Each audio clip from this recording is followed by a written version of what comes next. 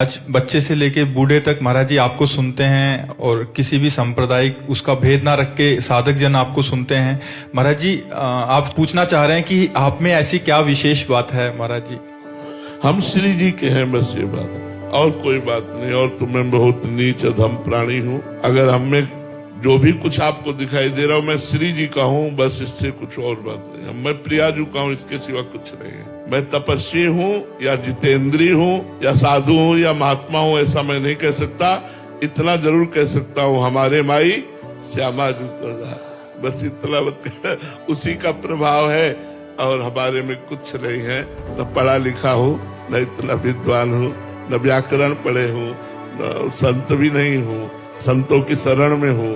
बस जो कुछ है वो हमारी महारानी श्री राधा रानी, वो श्री जी हैं, बस वही चला रही हैं और कुछ नहीं है हमारे अंदर। 10-11 बजे तक सोते हैं लोग।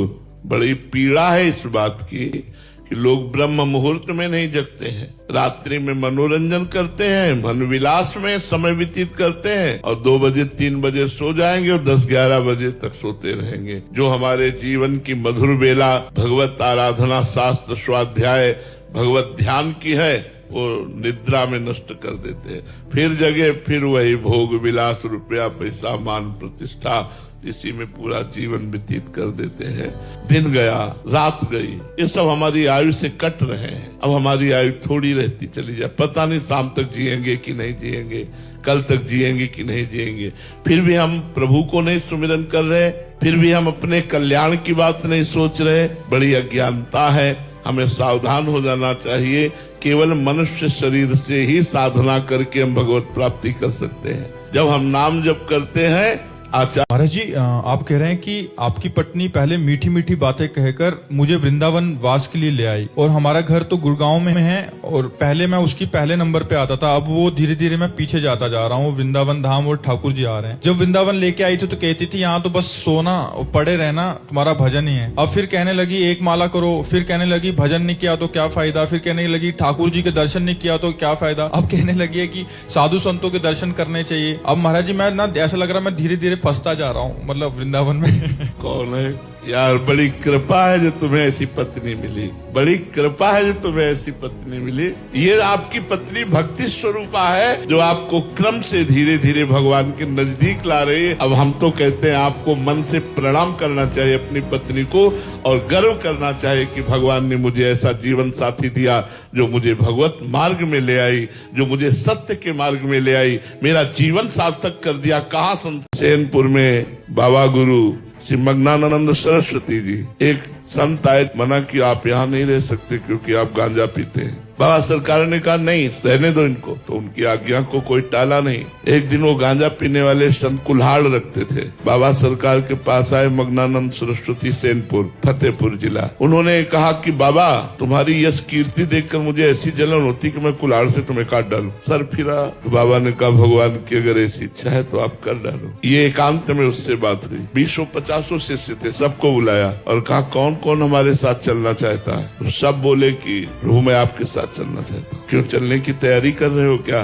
नहीं, ऐसे पूछ रहा हूँ कौन कौन सा। अच्छा तुम तो चलोगे नहीं साथ? शिवानंद स्वामी को कहा तुम्हें पूरा आश्रम संभालना है और संतों को संभालना है और जो जो चलना चाहता हो अपनी हिम्मत बना लो हमारे साथ चलने के लिए। बोले ठीक है। रात में 2 बजे वो लघु शंका के लिए उठते थे पद्मासन से, जे उठे बस वो जी स्वार्थ की पूर्ति के लिए हम नाम जप करना शुरू किए। बिल्कुल करो। 1-2 महीने बाद ही कहते हैं कि अभी फर्क नहीं, जब तक अशुभ नष्ट नहीं होंगे तब तक बात नहीं बनेगी। करो तो शुरू तो करो, तुम शुरू करो, व्यवस्था हो जाएगी। पहले पाप नष्ट होगा, पहले अनर्थ की निवृत्ति होगी, तब तक तुम्हें सहना होगा। जब तक तुम्हारे पाप नष्ट नहीं होंगे तब तक तुम्हारा काम नहीं बनेगा। और नाम जप करो, और नाम जप करते जे ही पाप नष्ट हुए तो यहाँ मृत्यु लोक के सुख की क्या बात है। आप ब्रह्मा का पद मांगोगे तो ब्रह्मा का पद भी दे देंगे। भगवान है, वो भगवान है, अखिल लोकदायक विश्रामा, अखिल लोकों को विश्राम प्रदान करने वाले हैं। महाराज जी दोनों पक्ष देखे जाते हैं। यहाँ उदाहरण पे आते हैं कि नाम जप करना शुरू किया तो उनके जीवन में अनुकूलता ही आने लग गई बहुत, और एक ऐसा भी कि नाम जप करना शुरू किया तो अभी प्रतिकूलता का सामना करना पड़ रहा है। ऐसे दोनों में नाम जप का बराबर फल है, लेकिन एक का शुभ प्रारंभ हो गया, संयोग बन गया, नाम जप किया और पुण्य का फल प्रारंभ हो गया। और एक नाम जब शुरू किया उस समय उसके जी मैं भी दारू पीने के बाद आपको बहुत याद करता हूँ। पूरी रात राधा रानी का जप करता हूँ। दारू पी के एक रात में इतना नाम जप हो जाता है कि पूरे महीने में नहीं होता। अरे ऐसा लगा यार, कैसी बात करता। आपके द्वारा दिया गए नाम को मैं सार्थक कर रहा हूँ। नहीं भाई देखो, हम तभी मानेंगे सार्थक जब आप शराब छोड़ दोगे। हमारी दोस्ती तभी मानी जाएगी जब आप शराब छोड़ दोगे।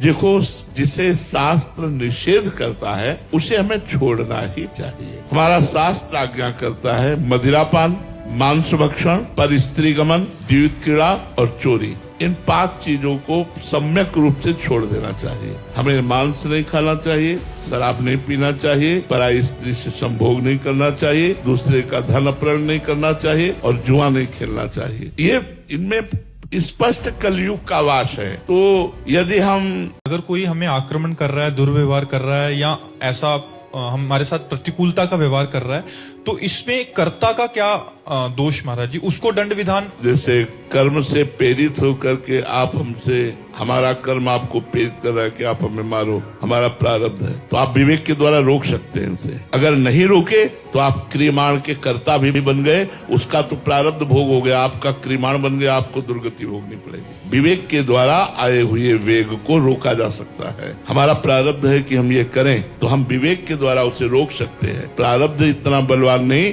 जितना विवेक बलवान है। विवेक भगवत प्राप्ति कराता है।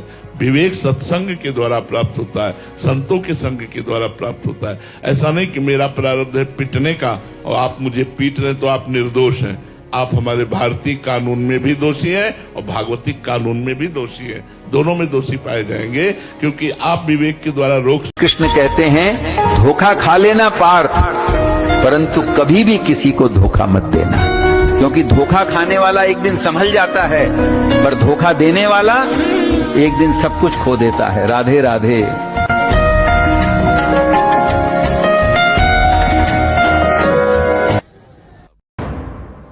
Please like, share and subscribe to our channel.